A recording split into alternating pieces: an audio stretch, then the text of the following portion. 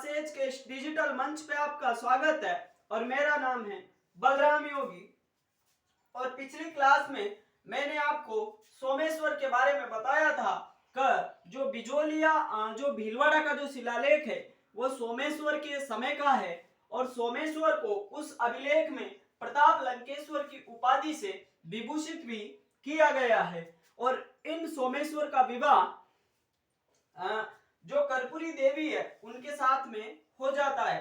तो आज अपन उसी श्रृंखला में आगे की चर्चा करते हुए जो अगले शासक बनते हैं पृथ्वीराज चौहान तृतीय, उनकी अपन आज इस क्लास में बात करने वाले हैं। तो मैं पहले आपको पृथ्वीराज चौहान सेकंड के बारे में बता चुका हूं, लेकिन आज अपन जिस चौहान शासक की बात करेंगे उसका नाम है पृथ्वीराज चौहान थर्ड। तो अब अपन इस सेशन को शुरू करते हैं। तो आज किस शासक के बारे में पढ़ना है अपन को? पृथ्वीराज चौहान तृतीय के बारे में।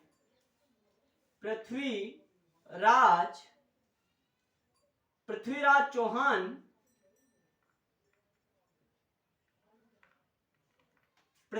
चौहान थर्ड।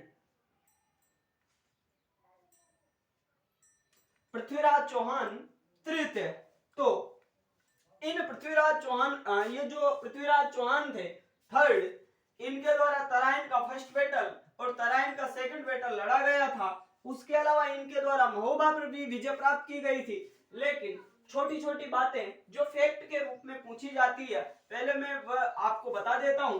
तो जैसे पृथ्वीराज चौहान के अगर अपन जन्म की बात करें, जन्म तो जन्म हुआ था इनका 1166 में, 1166 ईस्वी में। और कहां पे हुआ, कहां? तो आप बताओगे अनहिल पाटन।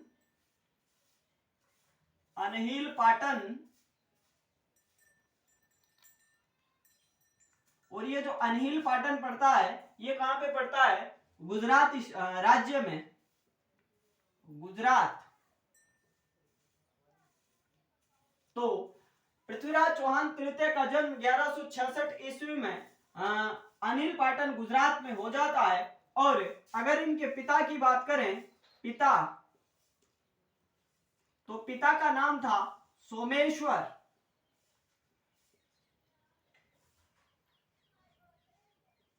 पिता का क्या नाम था? सोमेश्वर। और माता के अगर नाम की बात करें, माता, तो माता का नाम था कर्पूरी देवी या कपूरी देवी। तो आप दोनों में से कोई सा भी नाम लिख सकते हो, कपूरी देवी। माता का नाम क्या था? कपूरी देवी। अगर अपन बात करें पृथ्वीराज चौहान तृतीय के पुत्र की बाद में अपन चर्चा करेंगे। मैं आपको पहले बताऊं तो इसके जो प्रधानमंत्री थे, प्रधानमंत्री, तो प्रधानमंत्री में आप बताओगे कैमाश, या उनको अपन क्या कह सकते हैं? कैलाश,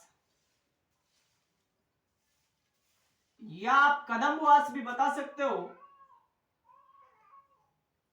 कदम्बवास।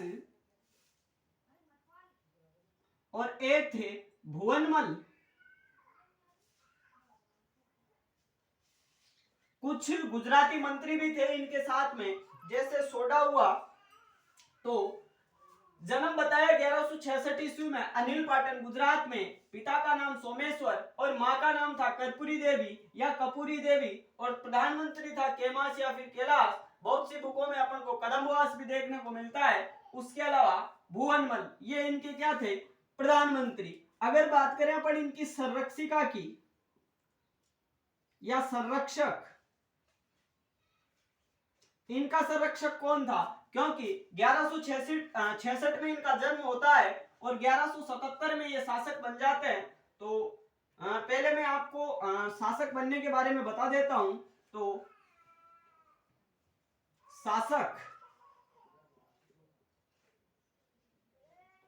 बने तो 1177 ईस्वी में ये क्या है, शासक बन जाते हैं। अब आप एक बात बताओ, भारत एक बहुत बड़ा भूभाग है। अब भारत पर अगर किसी को शासन करना है तो मात्र ये 10-11 साल की अवस्था का ये बच्चा क्या शासन को संभाल था। तो इसी वजह से इनके लिए एक संरक्षक रखा गया। और ये काफी अच्छा प्रश्न भी पूछा जा सकता है और अच्छा प्रश्न भी है कि पृथ्वीराज चौहान तृतीय का संरक्षक कौन था। संरक्षक, तो इनका जो संरक्षक था वो इनकी माता थी, कौन, कर्पूरी देवी या कपूरी देवी।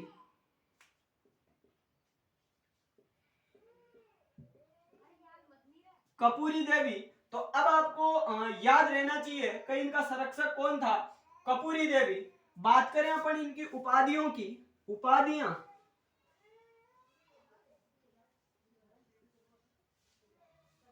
तो उपाधियों में आप क्या बताओगे, राय पिथोरा,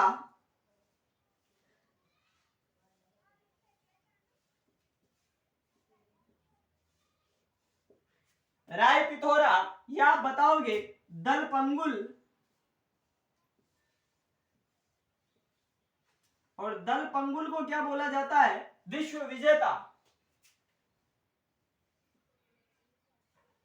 विश्व विजेता। तो एक बार फिर मैं आपको बताता हूं, जन्म इनका 1166 ईस्वी में अनिल पाटन गुजरात में, और पिता का नाम सोमेश्वर, माँ का नाम कर्पूरी देवी, जो चेदी के कलचुरी राजवंश की जो राजकुमारी थी। और प्रधानमंत्री कौन थे इनके, केमास या कैलाश या फिर कदमवास या फिर आप भुवनवंश भी बता सकते हो। शासक कब बने ये, 1177 में ये शासक बन गए। अब इतनी कम उम्र का कोई शासक इतने बड़े भूभाग के प्रशासनिक कार्य को नहीं संभाल सकता था, इसी वजह से इनका एक संरक्षक भी था। और संरक्षक कौन थी, इन्हीं की माता कर्पूरी देवी। तो आप इसको स्टार लगा सकते हो, क्योंकि ये प्रश्न पूछे जाने की लगभग ज्यादा संभावना रहेगी किसी भी एग्जाम में। पृथ्वीराज चौहान थर्ड का संरक्षक कौन था, तो सीधा सा आंसर कर्पूरी देवी। और इनकी जो उपाधियां थी, तो उपाधियां दो मिलती है अपन को, एक तो मिलती है राय पिथोरा और दूसरी मिलती है दलपंगुल। और दलपंगुल को क्या बोला जाता है, विश्व विजेता। तो आप इसको नोट आउट कर सकते हो। अब इनकी पत्नी कौन थी, इनके किस पुत्र का जन्म हुआ मुख्य रूप से, तो मैं अब वो आपको इनके शादी वाले मामले के बारे में बताने वाला हूं। तो आप इसको नोट आउट कर सकते हो। तो मैंने आपको इनके जन्म के बारे में बता दिया, और इनकी जो संरक्षक थी या जो इनकी संरक्षिका बनी, इनकी माता कर्पूरी देवी, जो चेदी के चेदी राजवंश की एक राजकुमारी थी। तो अब अपन पृथ्वीराज चौहान तृतीय के बारे में, इनके विवाह के बारे में चर्चा करने वाले हैं। तो जैसे अजमेर के तो कौन थे, अजमेर,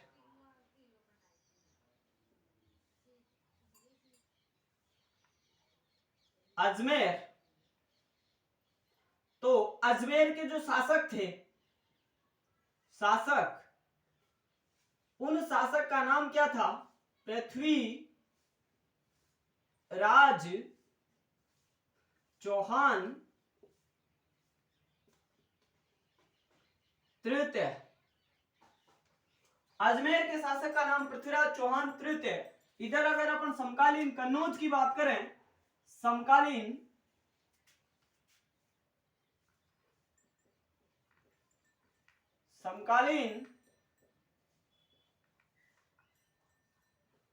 कन्नौज, और कन्नौज कहां पे पड़ता है, गुजरात में।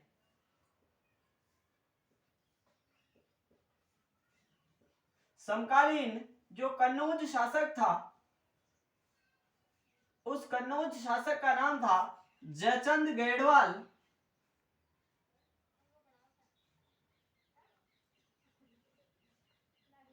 गैडवाल, जो गैडवाल वंश के शासक थे।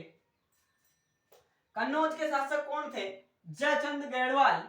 और मैं आपको समकालीन जो कन्नौज गुजरात है उसके शासक कौन बता चुका हूं, जयचंद गेडवाल को। और जयचंद गेडवाल के एक पुत्री थी, क्या थी, एक पुत्री,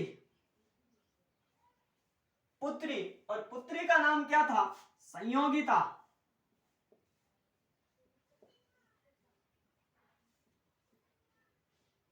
यानी कन्नौज के समकालीन कन्नौज गुजरात के जो शासक थे उनका नाम था जयचंद गेडवाल, और जयचंद गेडवाल के एक पुत्री थी और पुत्री का नाम क्या था, संयोगिता। अब मैं आपको बताऊं कि ये जो अजमेर के शासक थे पृथ्वीराज चौहान थर्ड, इनका जो ननिहाल था वो कहां पे था, तो इनका ननिहाल था दिल्ली में, और इस संयोगिता का ननिहाल भी कहां पे था, दिल्ली में। तो मैं यहाँ पे कॉमन लिख देता हूं दिल्ली, दिल्ली। और ये इन दोनों का क्या था, ननिहाल, इन दोनों का क्या था, ननिहाल, ननिहाल।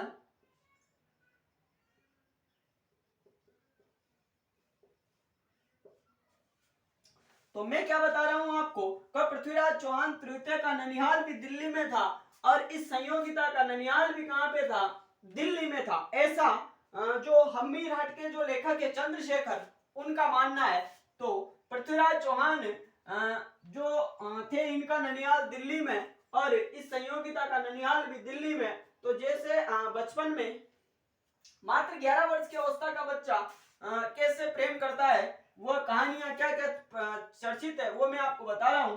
तो संयोगिता भी कहां पे गई हुई थी, अपने ननिहाल में, और इधर से पृथ्वीराज चौहान भी कहां पे गया हुआ था, अपने ननिहाल में। और ननिहाल में इन दोनों की आंखें मिलने से दोनों के मतलब मन में क्या है, प्रेम प्रसंग हो जाता है, अर्थात ये दोनों एक दूसरे से लव करने लग जाते हैं। और जब जयचंद्र गेडवाल को इस बात का पता चलता है कि ये संयोगिता इसके पृथ्वीराज चौहान थर्ड के साथ में प्रेम करती है, तो इस संयोगिता का क्या करवा दिया इस जयचंद्र गेडवाल ने, स्वयंवर। अब स्वयंवर की एक प्रथा होती थी कि इसमें कोई भी राजकुमारी हो अपनी इच्छा से अपने पति का वर्ण करती थी। तो इस जयचंद्र गेडवाल ने क्या किया, इस जयचंद्र गेडवाल ने एक पाषाण की मूर्ति बनवा दी और महल के बाहर दरवाजे पर वह पृथ्वीराज चौहान की पाषाण मूर्ति लगा दी।